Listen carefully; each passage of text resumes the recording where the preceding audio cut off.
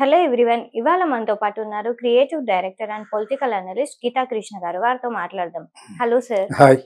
Sir, recent గా జరిగిన assembly సమావేశాల సాక్షిగా చంద్రబాబు గారు ఇట్లా మన ఆంధ్రప్రదేశ్ ని అభివృద్ధి వైపు తీసుకెళ్తాను, ఇంకా నెక్స్ట్ లెవెల్ కి తీసుకెళ్తా అని చెప్పేసి చెప్తున్నారు.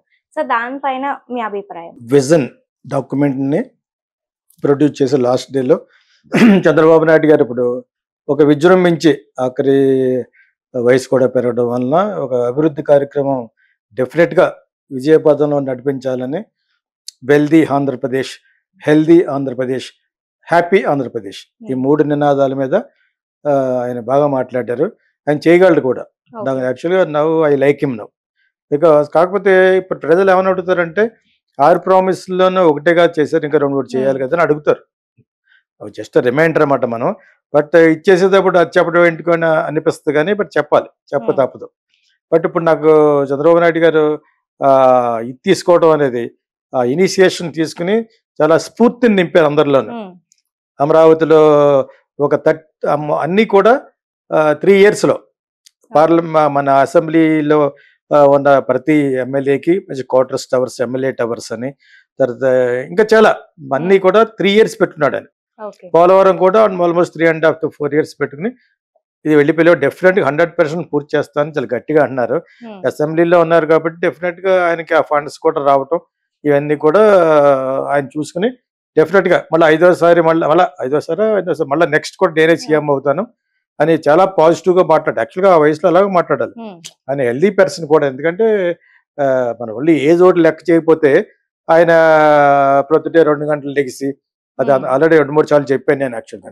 సో నవ్వు అందరూ అన్ని స్టేట్ల సీఎంలు కూడా స్ఫూర్తిగా తీసుకోవాల్సినట్టుగా మాట్లాడాడు రాష్ట్ర రోజున. చాలా ఇన్స్పైరింగ్ అండ్ మోటివేటింగ్ గా మాట్లాడాడు అనమాట. ఇప్పుడు ఆ హెల్దీ అనేది ఎలాగొస్తే ఇప్పుడు అంతకుముందు డాక్టర్ వైఎస్ రాజశేఖర గారు చెప్పిన ఆరోగ్యశ్రీని ఇంకా కొంచెం డెవలప్ చేయాలి. అది బాగా అందరికీ డబ్బులు అందించాలి, అది మెయిన్. ఆయన 2వసారి గెలవడానికి వైఎస్ రాజశేఖర రెడ్డి దురదృష్టవశాత్తు పోయాడు, కానీ కారణం మెయిన్ ఆరోగ్యశ్రీయే. హెల్త్ గా ఎవరు హాస్పిటల్కి వెళ్ళకుండా ఉంటాడు. హాస్పిటల్కి వెళ్తే ప్రతి ఒక్కటి అబౌవ్ మిడిల్ క్లాస్ పెద్దవాళ్ళు అందరికీ కూడా చాలా బాగా ఫలించింది. కాబట్టి హెల్దీ ఆంధ్రప్రదేశ్ కింద ఆయన ఏమేమి చేస్తారని చూడాలి, కొత్త పథకాలు తీసుకురావాలి యాక్చువల్గా. అదొకటి. వెల్దీ ఆంధ్రప్రదేశ్ అంటే నేను సంపద సృష్టించి ఖర్చు పెడతాను అన్నాడు కదా. గవర్నమెంట్ ఒకటే కాదు, జనాల్లో కూడా సంపద సృష్టించుకోవడానికి సరిపడా మంచి మంచి పథకాలు పెట్టాలి. వ్యాపారం చేసుకోవాలి స్త్రీలకని, అండ్ ఆల్సో యూత్ కానీ, ఎడ్యుకేషన్ మళ్ళీ ఇంకోటి అన్నాడు అనమాట, 100% ఎడ్యుకేషన్ ఉండేటట్టు చూస్తున్నాడు. చాలా చాలా మంచి మాట అది. 100%. అతను జగన్ వచ్చి ఇంగ్లీష్ మీడియం కొన్ని చోట్ల చూపించి చేపించాడు. అదే మంచి మంచి ప్రక్రియ. ఈయన కూడా ఇంగ్లీష్ మర్చిపోకుండా, ఇంగ్లీష్ అనేది ప్రపంచ వేరే దేశాల్లోకి వెళ్ళి కూడా పనిచేయడానికి పనిచేస్తుంది. మోడీ గారు అన్నట్టు హిందీ ఉండకూడదు, మన తెలుగు ఒకదాన్ని బట్టి వేలాడకూడదు. That's where. ఏదో పొలిటికల్ పార్టీ వాళ్ళు చెప్పారు కదా, జగన్ ఇంగ్లీష్ అన్నాడు కదా, మనం అనకూడదనే దారుణం ఉండకూడదు. ఇంగ్లీష్ మీడియం అనేది మస్ట్ ఇంటర్నేషనల్ లింక్ లాంగ్వేజ్. అది ఆయన కూడా మళ్ళాంటి వీడియో చూసినట్టు ఎవరైనా చూస్తే కూడాను ఇది యాక్చువల్గా you have to develop central board to all the people యాక్చువల్గా. అప్పుడే నీకు ఇంగ్లీష్ బాగా వస్తుంది. సెంట్రల్ బోర్డు కాబట్టి ముందు నుంచి ఫౌండేషన్ వేయాలి. రేపు వద్ద స్టేట్ బోర్డు కాకుండా సెంట్రల్ బోర్డు చేరుతున్నాడు కాబట్టి తమాషా కాదు అది. You have to study well. State board ఏముంది, మామూలుగా ఉంటుంది, పాతికలతో పాస్ అయిపోవచ్చు. And also you must reconstruct the position of Narayana, me friend అయితే ఉండొచ్చు, and also Chaitanya schools. Definite గా అది రీకన్స్ట్రక్ట్ చేయకపోతే మీరు అనుకున్న కళ్ళన్నీ పోతాయి. అక్కడ వచ్చి సరిగ్గా ఫుడ్డే బెటర్, హాస్టల్లో కొట్టుకోవడాలు ఇవన్నీ. వాళ్ళు చాలా సబ్స్టాండర్డ్ ఎడ్యుకేషన్ ఇస్తున్నారు నారాయణ అన్న, ఆయనను చైతన్య కూడా. అదో బిజినెస్ కి చేస్తారు, ఓకే. బిజినెస్ చేసినా కూడా education quality must be improved. Quality of the education improve అయితేనే వాళ్ళకి రేపొద్దున మీరుంటారు, నేనున్నాను. భావి భారత పౌరులు పెరిగి వాళ్ళు ఉద్యోగాలు చేసే టైంలో డెఫినెట్ గా I may not be there and you also not be there. అంతేనా? సో అది అందరూ మాట్లాడుకోవాలంటే ఎడ్యుకేషన్ కేరళ లెవెల్లో 100% ఎడ్యుకేషన్ రావాలంటే you have to change the system of the education. You have to improvise the system, the syllabus of the education, curriculum. ఎన్ని మారాలంటే వాళ్ళ student డబ్బులు దొబ్బేయడం చెప్తే నారాయణ చైతన్య అవి తప్ప గతలేదు. అందులో చదువుకున్న ఇంజనీరింగ్లకి ఎంతమంది నా డ్రైవర్కి వచ్చి శాలరీ కూడా రాదు. 23,000-24,000 రూపీస్ ఇక్కడ డ్రైవర్కి. అడగండి ఎంతమంది బిఈ స్టూడెంట్లకి ఆ శాలరీ వస్తుందని గుండెపై చేసుకుని. నేను ఒకసారి వర్క్ షాప్ పెడతా, ఫిల్మ్ వర్క్ షాప్ పెట్టడానికి తిరుపతి మహిళా యూనివర్సిటీ ఒకటి ఉంది అక్కడ, చాలా బాగుంటుంది. ఆ క్యాంపస్ లో వైస్ ఛాన్సలర్ వీళ్ళందరూ సబ్ రిజిస్టర్ గారు ఉండగానే ఎంతమంది కూర్చున్నారు, మీరు అంతా బిఈ చేస్తారు, ఎంతమందికి ఉద్యోగాలు వస్తాయి, ఎంతమందికి ఎంత సంపాదిస్తారని అడిగారు. అయ్యో అలా అనకండి అన్నప్పుడు అది రియాలిటీ. అది మీరు ఇచ్చే క్వాలిటీ ఆఫ్ ఎడ్యుకేషన్కి ఎవడు ఈ ఇంజనీరింగ్ కన్సిడర్ చేయరు. ఇంజనీరింగ్ కన్సిడర్ చేసి IIM, IIT, they are the వాళ్ళ క్యాంపస్ బుకింగ్ చేస్తారు. మాక్సిమం హైదరాబాద్ బిజినెస్ స్కూల్ ఉంది కదా, అది అదర్ దాన్ ఇంజనీరింగ్, అక్కడ చదువుకున్న వాళ్ళకి కొంత ఇది ఉంటుంది తప్పితే వీళ్ళంతా ఏంటి కొన్ని వందలు ఉన్నాయి ఇప్పుడు. దట్ ఈస్ నాట్ 100% ఎడ్యుకేషన్ ఇచ్చే సంస్థలు కాదు. జనరల్ సిలబస్ ఒకటి చేయాలి, ఇంగ్లీష్ డెఫినెట్గా ఉండాలి, అండ్ ఆల్సో జాబ్ ఓరియంటెడ్ కావాలి. ఎందుకు హిస్టరీని ఇవన్నీ అది ఏదో ఒక 2 నెలలు చెప్తూ వచ్చేస్తుంది. డిగ్రీల్లో ఇప్పుడున్న డిగ్రీ ఆయనకి నిజంగా దమ్ముంటే ఈ డిగ్రీల్లో ఉండే ఇవన్నీ మార్చాలి, జాబ్ ఓరియంటెడ్ కోర్సులు పెట్టాలి. ఇది ఓన్లీ సజెషన్. ఆయన సీనియారిటీకి మనం సజెషన్ ఇవ్వాలి కదా, ఎడ్యుకేటెడ్ పర్సన్గా. జాబ్ ఓరియంటెడ్ చేస్తాడు, బయట రాకుండా జాబ్ వస్తుంది. ఏం చదువుకున్నావా? బిఏ. ఏం చేస్తాడు? బిఏ చదివి బీకామ్ చదివి ఏం చేస్తాడు?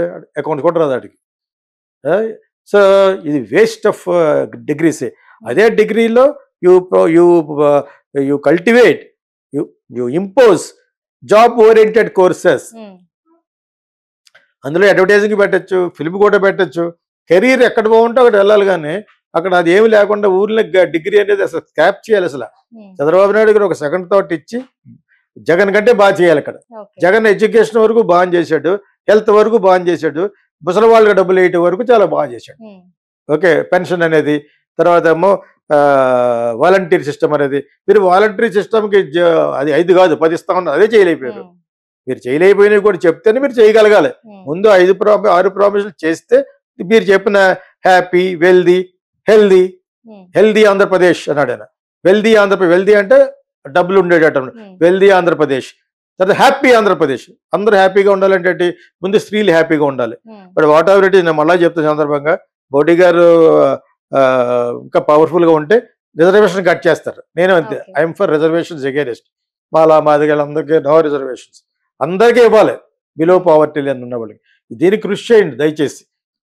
ఎందుకు ఇవ్వాలి రిజర్వేషన్ ఫర్ పూర్ పీపుల్. పూర్లో వాళ్ళు ఒక్కడే కాదు కదా, మాదిగ వాళ్ళు ఒక్కడే కాదు కదా, బ్రాహ్మణ్స్లో ఉన్నారు, వీళ్ళందరిలో అన్ని ఫార్వర్డ్ కాస్ట్లో ఉన్నారు. వాళ్ళని ఆధార్ కార్డు ద్వారానో వాళ్ళ యొక్క ఇన్కమ్ లెవెల్ ద్వారానో వాళ్ళు ఈ పలానా వాడు పేదవాడు, ఆ కూతురు పెళ్లి చేయలేడు, చదివించలేడు అనుకున్న వాళ్ళకి హెల్ప్ చేయండి. నాట్ ఫర్ ఓన్లీ బీసీస్ అంటే ఐఎమ్ కంప్లీట్లీ అగైనెస్ట్. తర్వాత వాళ్ళ మీద దళితులు అంటే మా మీదకి ఎందుకు కేసులు పెడతారు ఏంటి? దళితులు మొత్తం వెళ్తావా? ఎదవేషాలు వేసేసి నీకు జైల్లో పెట్టకూడదా, లాక్ కొట్టాలి మళ్ళీ అలా మాట్లాడేవాళ్ళు. అసలు ముందు అది ఆపాలి.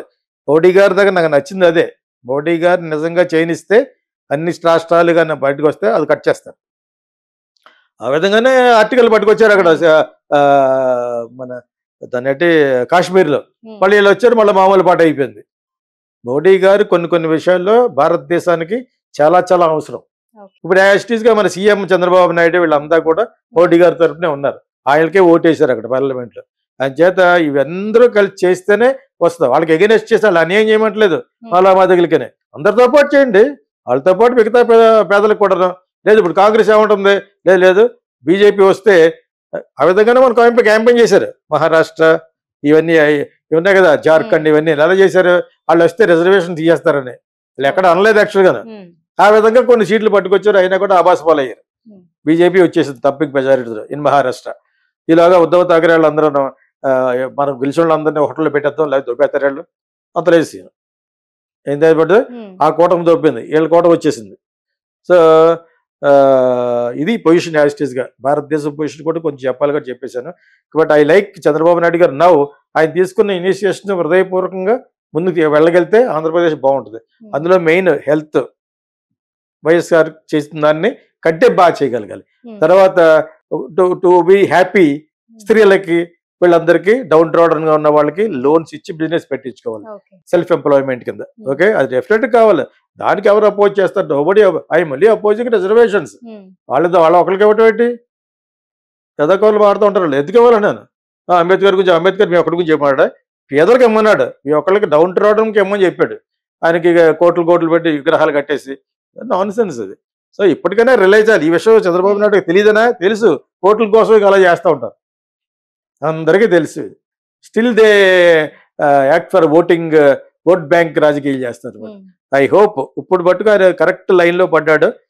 ఆల్రెడీ 2-3 సార్లు చేసాడు కదా.